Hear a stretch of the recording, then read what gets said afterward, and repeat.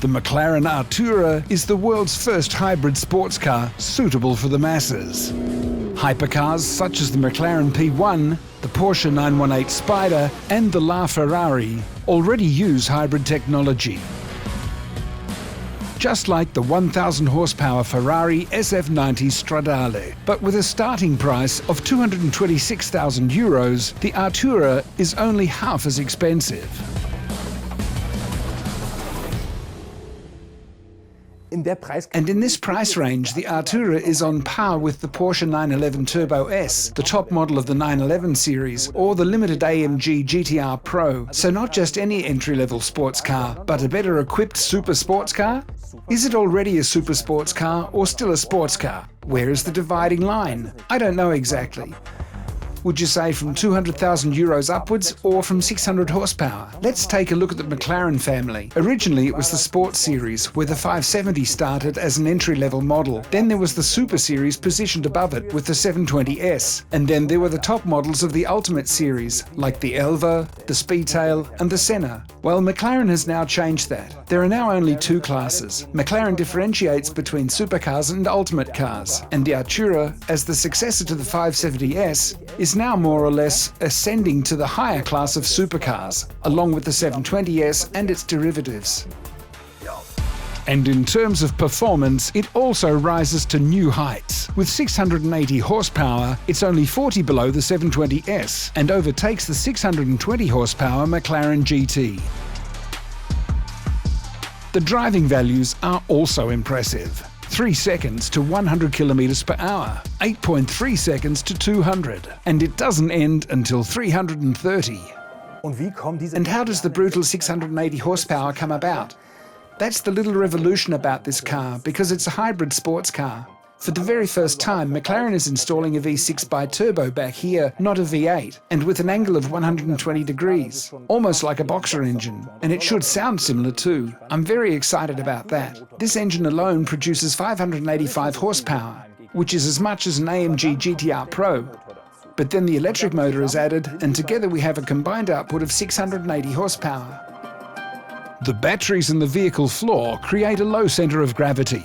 The weight of the electric components, 140 kilograms, of which 88 kilos are for the batteries. Nevertheless, the dry Artura is only 39 kilograms heavier than the 570S.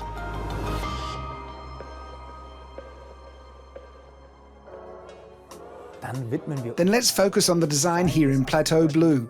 It's hard to believe. It's a shade of blue, a very dark blue-grey. Starting with what you notice first. These are the headlights here, full LED headlights that are slightly inwardly offset, as we know from the 720S or the Senna.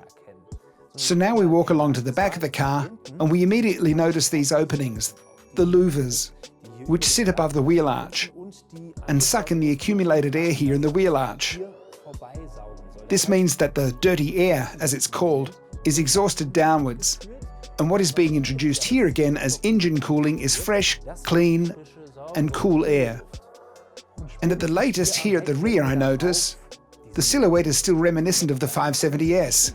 Here, the rear, a mix of 570S and with the narrow tail lights like the McLaren GT. In the middle there are two very short ones. Look, the exhaust pipes are only that long, arranged like the 720S. So a lot of McLaren models come together here. Here we have a small chimney, where the hot air from the engine can escape, and this is a small service hatch.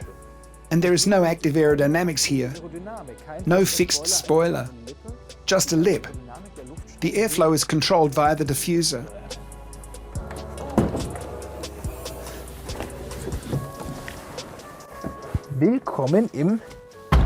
Welcome to McLaren's brand new interior. A bit has changed here now compared to its predecessors. Let's start with the seats. The seats are very special because they have a completely new adjustment option. Instead of adjusting the height and backrest, McLaren thought, why can't we do this together and via one switch? You can probably see it quite well. The seat moves as if it were in a shell, and the backrest and seat height are adjusted at the same time. You also have manual movements forward and backwards. This of course saves weight. You've probably already noticed these two buttons. This is for setting the driving mode. That was previously in the center console, but now the whole thing is ready to hand right on the steering wheel. And you can reach forward with 2 fingers and set powertrain here on the side where the P is. So something like throttle response and shift times. And on the H side, like handling. Something like that suspension tuning and steering. Is it a sports car or a supercar now? I'll put it this way.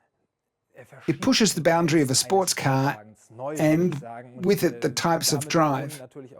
Because it's clear, hybrid sports cars will be a new trend, and the McLaren Artura starts this trend in this price range.